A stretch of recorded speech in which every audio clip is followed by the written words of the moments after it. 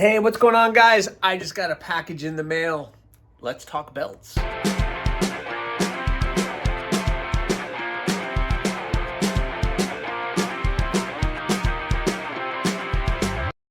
Hey, what's going on, guys? Welcome back to AriesEDC.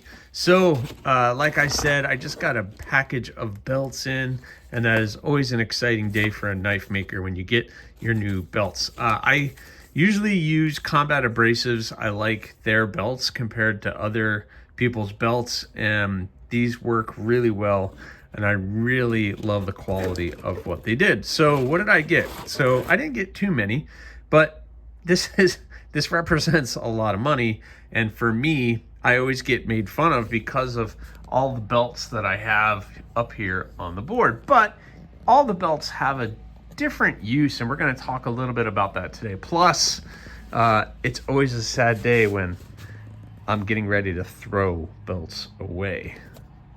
So what did I get? So I got a bunch of 60 grit belts.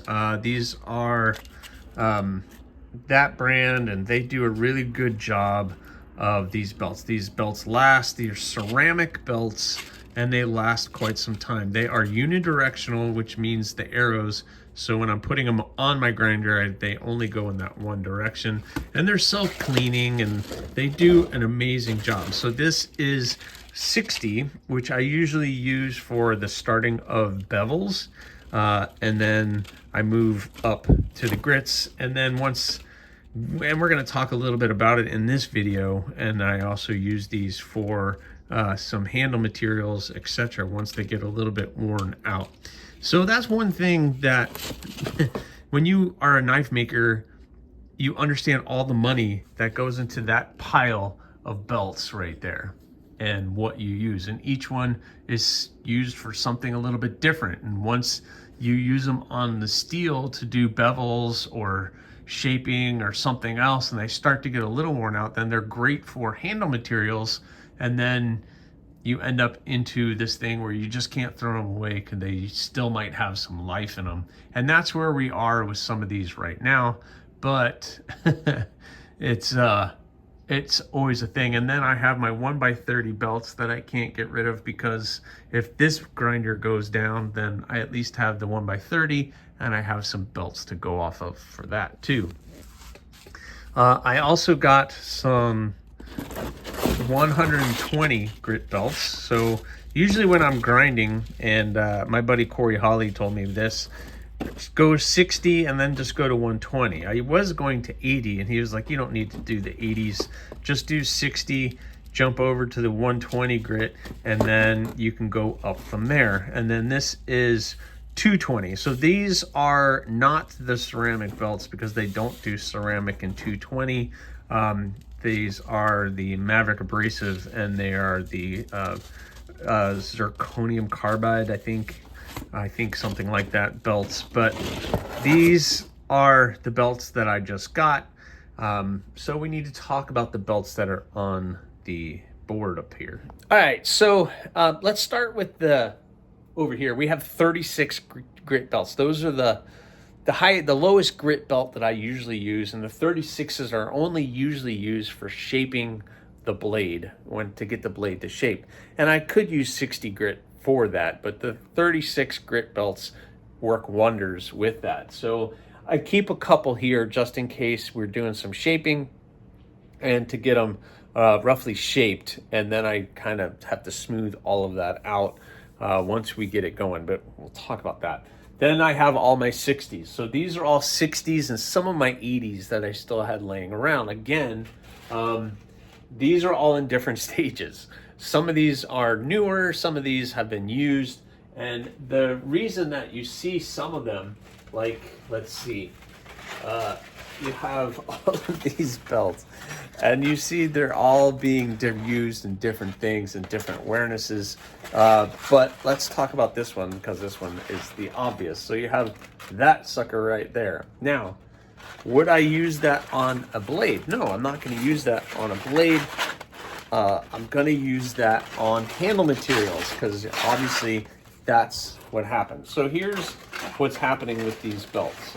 Once they get used and they don't really bite into the steel as much. They still will work, but it takes a lot more work. So they start to lose that bite to them, etc. So then I'll start using these for handle materials, because some of the handle materials like micarta, carbon fiber, they really eat up abrasives. So I keep some of the worn belts around for that material. Especially, I can do a 60 grit belt, but if it's worn in, I know it's going to move the handle material, but it's not going to move it too fast. So I kind of keep these around until even that they don't work anymore. The in between all the grits gets all caked up with stuff, which is why I use these erasers for the belts. While they're on the grinder, I'll take the rubber and it removes a lot of the material, but sometimes they just get so caked up that it's time to throw them away, where you get the case like this where all that material is caked in there and you're not going to get that out, and it's time to get rid of that belt because it has served you well, but it's time for it to go, which is where we are with that pile that's on the ground. So these are all my 60 and some of my 80 grit belts that were up here, and I need to probably throw some of these away. I have to throw it away. Okay, I'm throwing it away. It hurts my soul. All right, and then we have our 120 grit belts. So 120 grit belts, I use a couple different ones. We have the nice new ceramic ones, which I use for bevels that really starts to clean up the bevel, and they're really good on most of the handle materials, making them look pretty good. I'll usually use 120 to really start shaping the handle so it's not removing too much material too fast, and I can control it, and I can sand out any of the lines that this leaves in the handle materials really well. So I'm going to add these up here, but I also have another type of belt up there that we start to get into with some of the belts. Now these, I use my 2x42, 2x72 is the same, and the prices go up with a lot of this stuff. Well, this is a J-Flex belt. So the reason J-Flex belts are cool is because they are more flexible all of these ways. So I can, and they twist up really easy. So what I use these for mostly is handle materials, because I can kind of contour, because on the grinder they will contour, especially when we get into like the 120s or the 220 grit J-Flex belts. They're really good at contouring things and doing that. So a J-Flex belt is good mostly for handle materials, not so much for stock removal or doing the bevels. But they're really great to doing those handle materials. And next up for me is like these 220 and 400 grit belts. I usually don't go up higher than 400 grit on the grinder because I don't sharpen on the grinder. I sharpen usually on my TS Prof. So if I was doing all sharpening on my grinder, then I would want a higher grit belt. But they're not really good for doing bevels or anything else and cleaning that up. At least I don't use them that way. But I just got all of these 220 grit belts. Now 220, when you start to get to 220, they don't really make, or I haven't been able to find the nice ceramic belts for anything higher than 120. But these are good for finishing up the grinds on the bevels, which is what I use them for. And sometimes I'll go to 400 on the bevels to clean them up as well. But normally 220 is where I like to stop.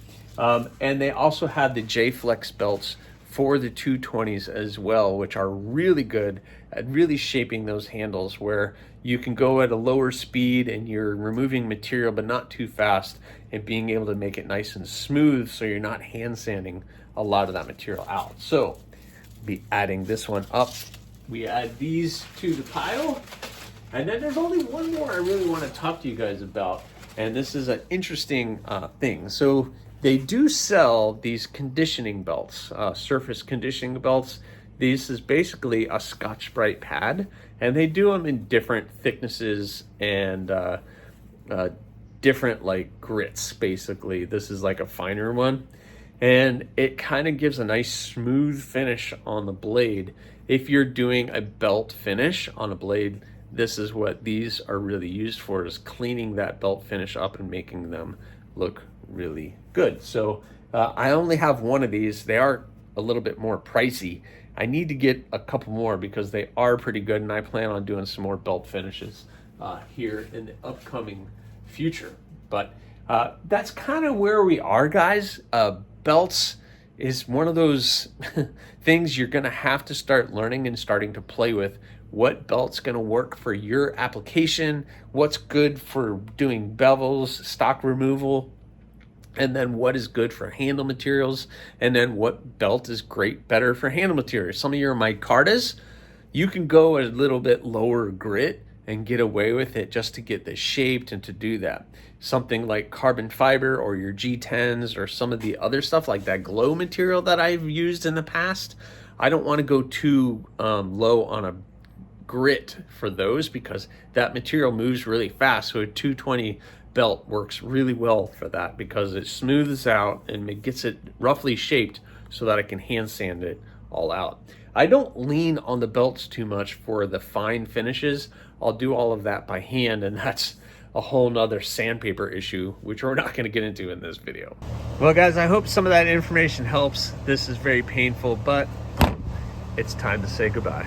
All right, guys, that's kind of just some basic information that I can give you guys on belts.